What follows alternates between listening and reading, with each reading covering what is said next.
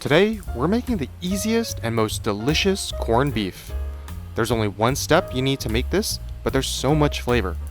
The results are truly fantastic. Just look at how it all falls apart in my hands.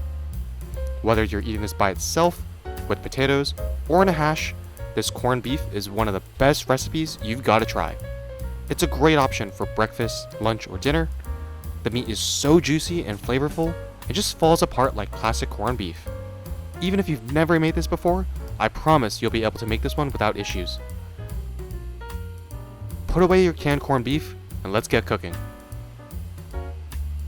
We'll take 2.5 pounds of corned beef flat cut and put it into our Instant Pot or slow cooker. Add the dry seasoning packet that comes with it. 1 cup of water, half a teaspoon of onion powder, half a teaspoon of black pepper, a 1/4 teaspoon of garlic salt, and 1 teaspoon of black peppercorns. We'll cook this on high pressure for 6 hours or slow cook for 8 hours.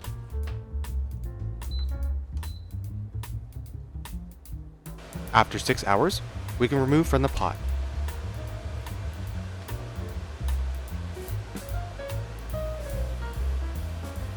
And boom, you have an amazingly juicy and flaky corned beef.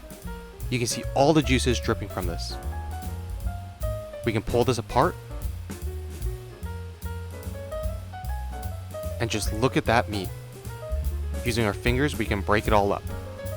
It's so well cooked and just tastes amazing. One of my favorite breakfast items is corned beef hash, and this recipe is a great way to make homemade corned beef that you can then use in making breakfast. You can also roast some potatoes and have this for lunch or dinner.